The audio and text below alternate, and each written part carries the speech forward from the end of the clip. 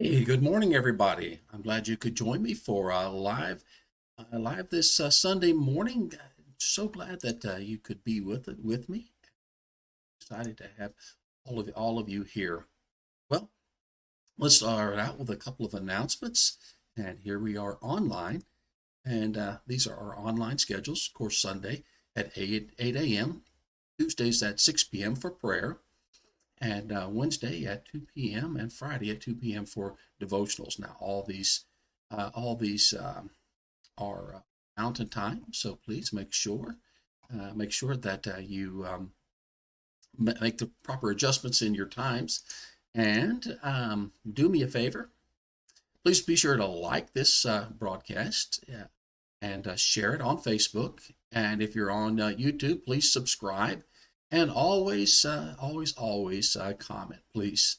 And well, one more thing, you might want to check out my website at thepastor.com, and it has some samples of some things that I do for seminars and teachings. And if you know a pastor who might benefit from some of that, would love to have you go ahead and hook them up.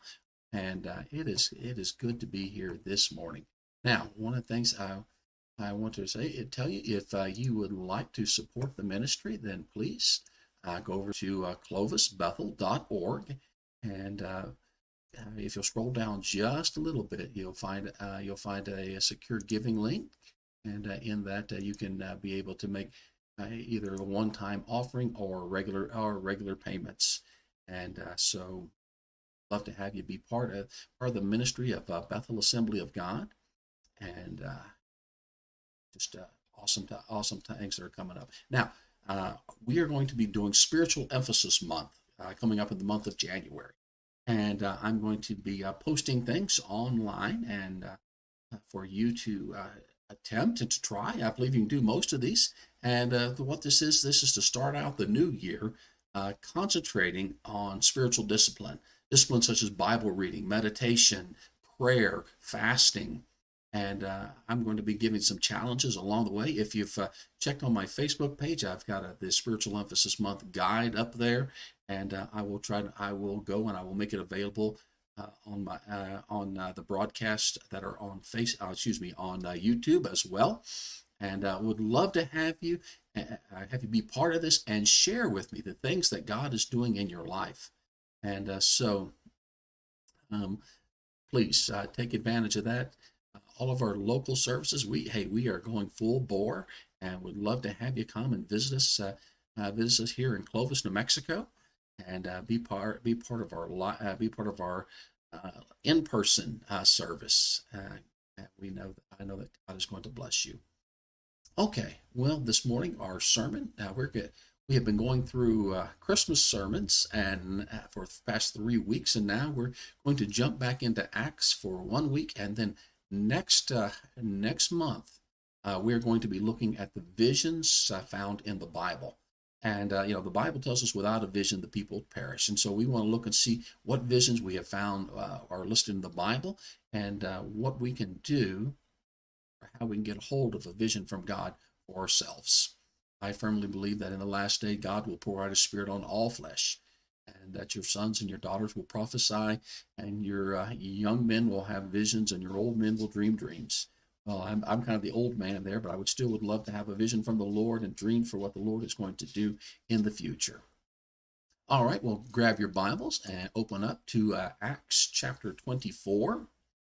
I've entitled the sermon "Law and Order," and it is about Paul standing before a Roman court with all the accusations made against him.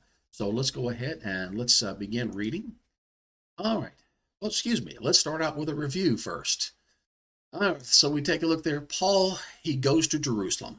He has been going for quite a while, and he has been warned every place that he is gone that, hey, there's going to be trouble in Jerusalem, but he continues on.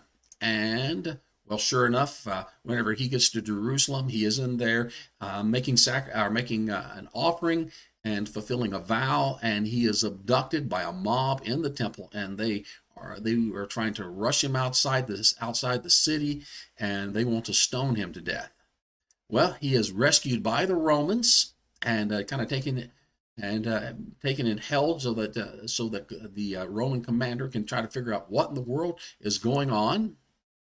And so he calls together the Sanhedrin, and they hastily form the court. And well, this is a pretty disorderly court. They're not following their own rules. Paul is slapped. We have arguments that break out over the resurrection of the dead, and they're about ready to pull him apart when once again the Romans come and rescue him once again. Then those who are against Paul have decided that he is no longer fit to live, and so they bind themselves with an oath in order to assassinate him. And which time the commander finds out, and it is time then to put him into protective custody, not in Jerusalem, but to take him on down the road, and that's where we're at. Herod's Praetorium at Antipas, Antipatris, excuse me. My Greek is only worse than my English. So after 5 days, the high priest Ananias came down with some elders and an attorney named Tertullus, and they brought charges to the governor against Paul. And so what we see here, we have some cast of characters. Felix the governor is here, and he is the one to decide the case. Paul the accused. And we see that Ananias and the elders are there to represent the Sanhedrin, who are actually bringing charges against him. And then we find Tertullus, and he is probably a Gentile lawyer, and a lawyer is needed for this. To be able to hold court in the right, it's probably done. There's a good chance it was done in Latin, and the Sanhedrin needed a lawyer or an orator, as they would call him, in order to understand the ins and outs of what was going on. All right, so we see here the lawyer opens up. Tertullus says, "Since we have through you obtained much peace, and since by your providence reforms are being carried out for this nation, we acknowledge this in every way and everywhere, most excellent Felix, with all thankfulness. But that I may not weary you any further, I beg it and grant you by your kindness a brief hearing." So what we have here is what is known as a capitio benevolentiae, and I have said that wrong because it's Latin, and I'm not too good at Latin nor Greek. Basically English, sort of. But what this was, it was a normal way to start out the process here. What he was going to do was he was basically trying to flatter or get on the good side, butter up the judge, and this was part of their tradition, the way they did things. So he has addressed him honorably, and he's going to start pressing charges now. And what does he say? Well, we read a little further down in the chapter. It says, "For we have found this man a real pest, and a fellow who stirs up dissension among all the Jews throughout the world, and a ringleader of the sect of the Nazarenes, and he even tried to desecrate the temple." So when we take a look at this, what are the charges? Well, the charges are, number one, he's a pest. Now, in the Greek, that word literally means a plague. And once again, we see that these words are chosen for maximum impact. So he's a plague upon this part of the Roman world. He causes dissension. In the original language, that means defiance to authority for the purpose of overthrowing. Tell me these aren't loaded words and phrases that Tertullus is using here. He is trying to overthrow established order. And now he is the ringleader of the Nazarenes. And, we may look at that just think it as another name, but the thing about it is this is not an official recognized religion in the Roman world. And so what he has done here is he is trying to kind of broaden the charges, and hopefully it's kind of like throwing something against the wall and seeing whatever sticks. And finally, what does he say? Well, he's a temple desecrator. He has come in and he has done great damage to our beautiful temple. And we all know that none of these charges are true. And he says, well, we really didn't want to bother you with this. He says, and we arrested him. Yeah, we arrested him for doing all these things there. And we wanted to judge him according to our law, the law of the Jews. But Lysias, the commander, came along and with much violence took him out of our hands, ordering his accusers to come before you. He kind of slips that in there, hey, because Jerusalem was was pretty hot. They had all types of riots, and there was trouble, and Jerusalem needed to be kept in order. And they were letting him know that that order had not been kept, and he is basically trying to paint a picture worse than what it was. And so then he tells him, he said, hey, I want you to be the judge. He says, examine him yourself concerning all these matters. You will be able to ascertain the things of which we accuse him. Oh, you can just take it. You can question him, and you can do whatever you want to him, Felix, and you can see that he is exactly what we have told him. And then the rest of the accusers, the Sanhedrin and the Caiaphas and the Ananias and the rest of the Jewish elders, they get up and they basically mirror what has been said about Paul. So Paul then begins to act as his own defense lawyer. He stands up and he looks at Felix and he says, knowing that for many years you have been a judge to this nation, I cheerfully make my defense. And what's he going to do? Well, he is going to give him facts. He says, since you can take note of the facts that no more than 12 days ago, I went up to Jerusalem to worship. Now, once again, Paul is also trying to spin the narrative, except he's going to do something. He is using words like facts. He is talking about timelines. He is talking about things that are concrete, as opposed to the fuzzy language that Tertullus has used. And you can even notice Paul does not really even butter him up or try to flatter him. He just goes right into his case with just a brief perfunctory greeting of the court. He says, fact, neither in the temple, nor in the synagogues, nor in the city itself did they find me carrying out discussion with anyone or causing a riot. So he is addressing that he is not disturbing the peace.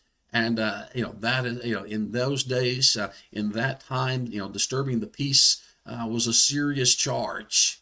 And he says, I was even brought before the Sanhedrin. And so now he's going to clear up what the heart of the matter is to Felix. But this I admit to you, that according to the way which they call a sect, I do serve the God of our fathers, believing everything that is in accordance with the law and that is written in the prophets, having a hope in God, which these men cherish themselves, and that there certainly be a resurrection of both the righteous and the wicked. In view of this, I also do my best to maintain always a blameless conscience before God and before men. What's he doing here? Well, he has laid out his case, the juxt of it there, and so we see he is not in violation of Roman law. That Pax Romana means the peace of Rome. I am not causing riot. I was not arguing. All these other things. I was not doing any of this. I have not violated any Roman law. And he comes in and he answers the charge of being a member of an illegal sect, of an illegal religion. He paints the way as a part of Judaism, that it is a branch. It is a branch of worshiping God that is in accordance with the law. And then he says, I believe in the Torah. I believe in the law and the prophets. So he is painting himself as a good Jew. And finally, he says, what I'm really on trial here is for the hope of the resurrection. And I'm sure some of the elders were Pharisees, and some of the other elders were Sadducees, and so there was dissension among the witnesses there about that. And if Felix were to ask about the hope of the resurrection, then he would get conflicting answers from those who were supposed to be the witnesses to what was happening. So what else does Paul do? He's just getting warmed up. He says, in which they found me occupied in the temple. Hey, I was worshiping the Lord, having been purified. Hey, I'm a good Jew, without any crowd or uproar. But there are some Jews from Asia who ought to be here, have been present before you to make the accusations, if they should have anything against me. So he is telling his story, and he's showing that he is a good Jew, and there are others that really should be here. And then he goes on to address the Sanhedrin. He says, or else let these men themselves tell what misdeed they found when I stood before the council, other than this one statement which I shouted out while standing among them. For the resurrection of the dead, I am on trial before you. So, it kind of reminds me of Perry Mason. He is turning the court on itself. Not the court, excuse me. He is turning the opposition on itself. He said, the witnesses are not here. Yes, I was in the temple. I had fulfilled my vow. I was worshiping God. And then these certain Jews from Asia, where are they, by the way? The witnesses are not here. And then he even calls for testimony against him. Hey, this statement that I made about the resurrection of the dead in front of the scribes and the Pharisees and even Ananias here himself, he wants them to answer about what he said. And he wants us to know from Felix. He said, hey, this is a theological difference. This is not something that where I should be on trial for, but this is merely a matter of a difference in theology. And so we see here we've come to this point. Both sides have opened up, and now we're ready for the next one. But what does Felix do? Well, he calls for a continuance. He says, but Felix, having a more exact knowledge of about the way, put them off, saying, when Lysias, the commander, comes, I will decide your case. So, not all the evidence is there. And he wants to find out what the commander has. And so basically this would be what we would call a continuance. And so the court is put in recess.